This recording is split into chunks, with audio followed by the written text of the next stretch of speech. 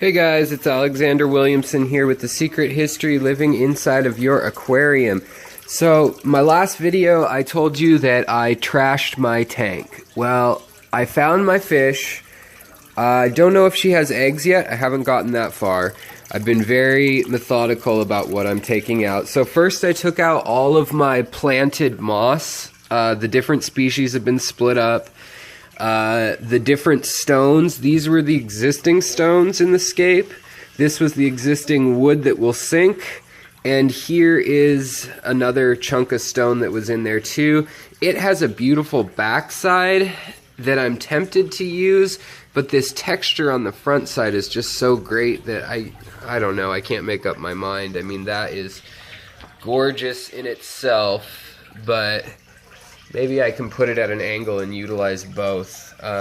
So I'm thinking about that. Plus then I've got the dragon stone, just some small pieces of that, which maybe we'll add to the base of these to give it a real epic mountainous craggy look, and then we can sprinkle some rocks and debris below that. Also, I figure I'm gonna decorate this coconut just so it looks a little less coconut-y, make it part of a cave system. In here right now, there'll be some plants that I probably won't disturb right away, which are the ones that are in the ADA soil. Some of the fine leaf plants, the Wallachia, Rotala Wallachia, and the Aromatica, Limnophilia, and the, let's see, what else is in there that I don't want to bug? Well, there's a few things in there I just don't want to bug. So, some of these hardier, pretty much anything that has red in it, I don't like bugging because they tend to fall apart. I also found things like this that, yeah, they may be savable, but I don't know, I've got more in there already, and so it's time to do some clean out. I think we're gonna get rid of a lot of debris in here. I mean, there's just leaves and things that need work. So this is gonna be a good few hours of sorting through that, and I could do a time lapse for you guys, but I don't know if it's very instructive to do a time lapse of like, oh, that moss is pretty toast. Oh, no, that moss will be all right, actually. But yeah, I don't know if that's helpful. Basically, I gravel vacked out right to where the pump still works. You can see the cribs are going right to where they had been hiding near that filter. So I'm hoping maybe they have eggs over there, so I don't want to gravel vac or mess with any of that. I got rid, when I gravel vac the rest, I got rid of all the stinky cruddy water and that's down in there, the mold and stuff. I don't mind letting some of it build up, but while I'm digging around in here, I figured I'd get the top layer of it, especially now that we have some ADA soil in there. Also, we're going to try to pull out as many of these big rocks as possible because we're going to shift the landscape upward in the back for some perspective, and we may even do some little pathways and things, but because of that, I don't really want to hide those rocks accidentally and scoot gravel or hardscape over them unneededly. So beyond that, I'm just going to be picking rocks, and then I may be gluing a little bit of moss to some of this stuff and some Monte Carlo, strapping that down. But other than that, maybe a couple crypts if there's some good spots in the dragonstone. But what I'm going to have to do is clear out what's junk in here first, like that leaf's not attached to anything. So I'm going to get another junk bin, and then a bin to work with, which is water that has been dechlorinated, and it's half dechlorinated fresh water, half water out of the tank.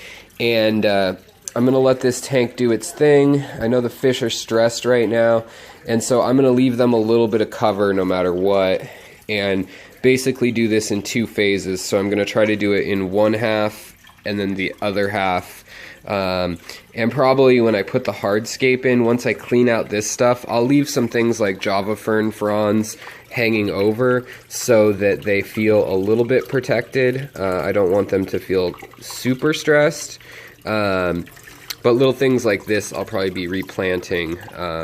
And some of the Anubias and things that the African fish in this tank like. Guppies are pretty stress-free. While I have the water down, definitely will be taking a chance not taking a chance, but using the opportunity to scrub these. Also, just a quick reminder, whenever you drop your water, drop your thermometers or turn them off, depending on how long you're going to be working, just because they can overheat, crack. Some of them don't have safety turn-offs. Some of them can get hot enough that they can crack the glass on your tank. I've heard, I don't know, I've never seen that, but so just be careful with that kind of stuff.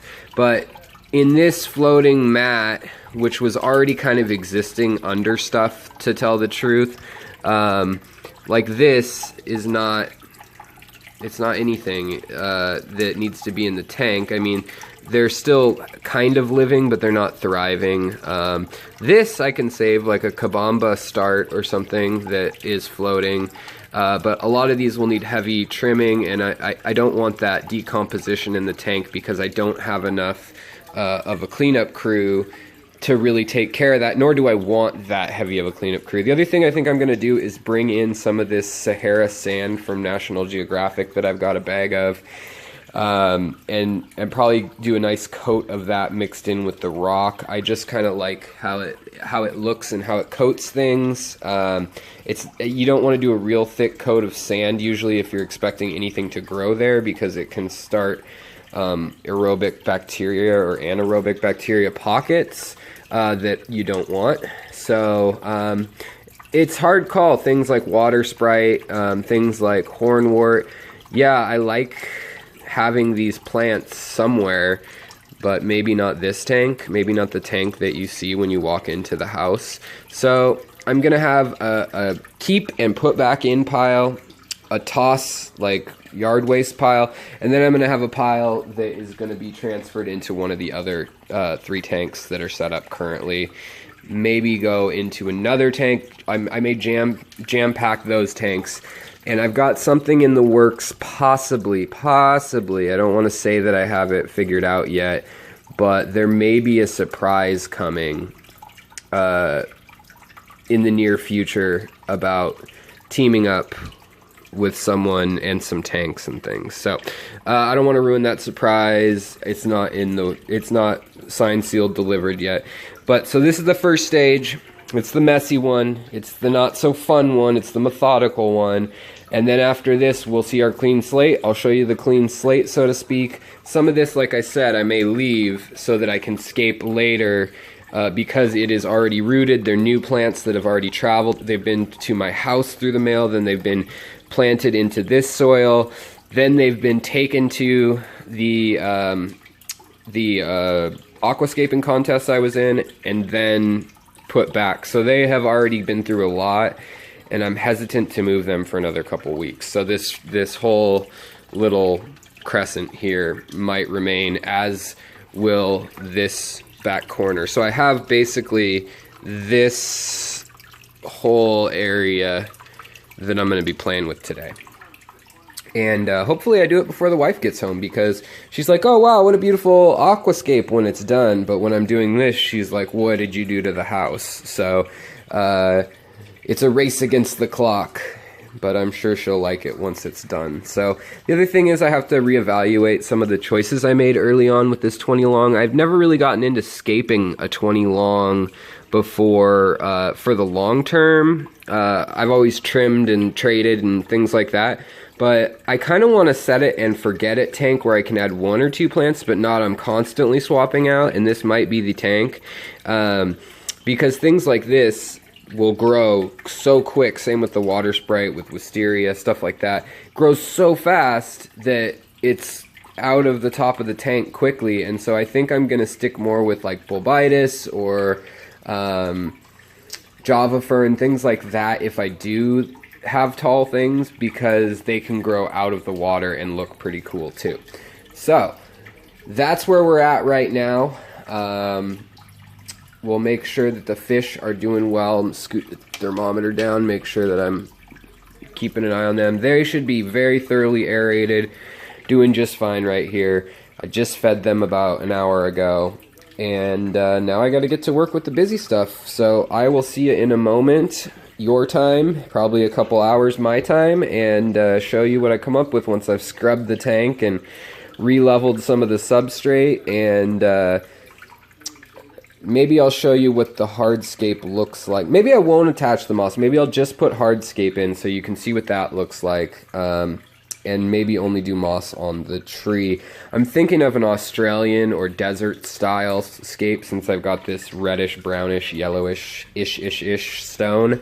So yeah, let me know what you think. Comment, like when you watch this if you like it. If you don't, just let me know what's up, what you would change, because I'm really open to opinions. And if everyone's like, oh man, that stone is so off-center or so wonky, I listen to you guys like you guys are sharing in this experience too.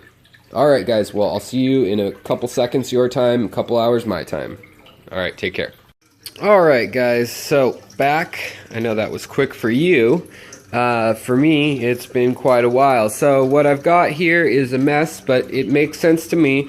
Small rocks, wood, coconut, and then we've also got more wood soaking in here, some of this spider wood that I really don't want to have to resync. And then we've got all the stem plants and delicate plants in here, other than a select few up here. We've got some Limnophilia aromatica, Penintifada, let's see, what else do we have up here? S. repens, some wavy green, stuff like that. And then we've also got some Pogostemons octopus plant variety. I still need to clean the inside, but what I've basically been doing, this is a little tip, is so you take your net once you've got to this point, and if you really want to clean up all of the gunk in here, you take your net, you tilt it down. Let's try to film this. See if I can do this with one hand. So, and then you take something else. In my case, it is a ADA spatula, and you just simply hold on, that's not going to work on YouTube. Can't tilt it that way. So you just simply, here, I'll just demonstrate. So see all this, we've got Pellia, we've got just random bits of moss and leaves and things that are just not big enough that I'm worried about working with them, but they're really clouding up the water and they float around and they get hooked on stuff. So what I've been doing is I've been moving gently the substrate, finding those things, finding those starts, finding rocks in many cases. Also, this substrate I got from a friend, and I don't want any of these white rocks in here. So it's also a good time to just look through your substrate. Also found that I have 2 assassin snails in there. Not a big deal because of my current snail population, but good to know that they're in there. But I want to get this special snail that someone sent me that's that green color out of the tank before that happens. The cribs, they're still hiding over here. They've really tucked in, and so that's good. It looks like they're in their pot, actually. So the water clarity is pretty bad right now, but that'll clear up as things settle. So what I've decided to do is I'm not going to take all the time. I don't want to disrupt them that much. So I'm going to put in the hardscape first now, and then I'm going to kind of pack the plants around that region and kind of figure that out, what we're going to do next, and get everything back in the water before it's too late, because I just don't have the time at the speed that this has been going. I've got to still scrub the tank. Then we got to obviously do a water change, get that up to temperature, dechlorinate it. I hate doing more than a 50% water change on anything other than rainbow fish tanks. But yeah, so we're scooping up the last of whatever's floating on top here that I didn't deem important. And now we're going to toss this also up here too, this stuff. Sorry, I know that was a super close-up. But yeah, so makeshift plant rack for my most delicate plants up there, so they're just in sight, also right here. And then we've also got various organizations. That's all going to vary however you guys want to do it. This stuff is all stuff going into, I've got my Star Wars pajamas on because I knew I'd get all wet and make a mess. Also, it's kind of interesting to take stock of what fish you have. Sometimes you're surprised. You're like, I did not know I still had that fish or whatever, if it's not an expensive species or a flamboyant or a noticeable species, so to speak. But getting all this dead, well, it's not dead yet. Some of it is, most of it's not. but getting all this loose leaf debris and litter out of the tank is going to be really good for just keeping ammonia down. You can leave some amount because good bacteria and snails and the ecosystem needs some of it, but they don't need 5 times this net's worth hanging out under rocks and things like that are just not growing really and taking up root systems sometimes without anything up top, which is really a comment on my gardening skills in this tank. This is my earliest setup tank at this house, and one of the first that I really tried aquascaping beyond just, oh, that looks nice, and do some gravel and some root tabs. It's the first tank that I really took it seriously on, and so it hasn't really been rearranged that much since then, unlike some of the other tanks where I started from scratch knowing what I wanted. So alright, we're gonna get this tank all scrubbed clean of all the algae and diatom algae. Come on, Siamese algae fish, why aren't you helping? And autosynclus. But everybody seems to be okay. The water's clearing up really quickly, actually, with the filter running. I do run an oversized filter on all my tanks. I usually add another 20 to 30 gallons to whatever it says. Plus, I've got the sponge filter. So, yeah, everyone's kind of actually scourging and scrounging around, seeing what they can find, bits of food and things left up. But it wouldn't hurt to do a gravel vac normally if the tank were full, but it's not, and seeing that it's not, I might fill it tonight and then do a gravel vac around some of the planted. I'm going to kind of plant it in sectors that can be managed at each time. So I'm in Seattle, so I've been taking all this over. We compost, we have a garden, so this will not go to waste. It will be going into the garden. Someday I am going to try to make my own vegetable or vegetative matter, I should say, pellets that I can feed to the fish out of some of their own plants, especially some of the tender ones that they really like to eat anyways, it seems like. But yeah, if you have compost, why not? I mean, helps the planet. So alright, now I'm gonna get to work finishing scrubbing. That probably would have been a better time to do a water change, but I just needed to get some of that water down to even see what was going on in a tank with so much hardscape. So now I'm going to do that, and I'll get back to you in what seems like a few seconds. Probably be another 2 or 3 hours for me before I get everything situated hardscape-wise again, the way I like it. And then it'll probably change over the next couple days, but I will be back shortly with that result for you. So see you in a few seconds in your time and a few hours in mine. Time traveling's amazing. Gotta love YouTube. Alright guys, I'm back. It is hardscaped, so pretty much done with the hardscape. I'm sure I'll adjust a lot of stuff. I'm gonna put a trail of sand in here, kind of give it a little bit of depth. And then I'm still deciding what trees, fake trees, to put in here. But I also had time to tie some moss to a couple twigs, and they are going to need some trimming and pruning eventually, but they should grow into a nice little tree coming out of that cliff. And then we've got kind of a gnarled stump here. I may turn that just so you can see the shape a little bit more and the color. And then here we kind of have our garden of a little bit delicate stuff right now that I'm kind of nursing. The fish have all returned, and I'm still knee-deep in plants. And I've also got the equipment all shifted to this side of the tank. A heater here, but that will probably end up over here eventually, as well as the sponge filter there. And then I hid the coconut for the cribs here. They have a secret ledge under there. They have a secret ledge back in there, behind there. And they still have their clay pot back there. So they have plenty of places to still nest. The guppies will have plants that are inevitably always growing at the top up here. And so it should be good. I'm going to do the final unveiling. This is the dragonstone, by the way, that was sent to me via the h2oplants.com. And I've used the smaller pieces farther back also to try to give it a little bit of depth. And then I'll be using smaller plants as I go farther back. I may switch out what leaves I'm using, maybe get something more like wisteria, even though that grows so fast, but something with small leaves to represent like a forest.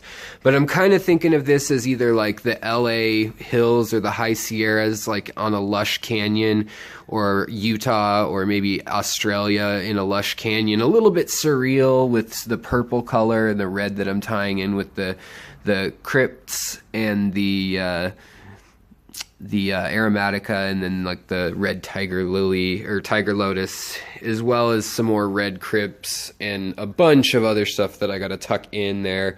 Monte Carlo, dwarf baby tears, yada, yada, yada. And then I need to get a new CO2 system up and running on this. So I probably have a good 4 hours left ahead of me on just detail work, but I feel better now. The fish are back to equilibrium. And they're still hiding. I hope they can get out, but I think they're just traumatized. I think they have room to get out. So we'll double check on that later, and I'll probably be readjusting some things.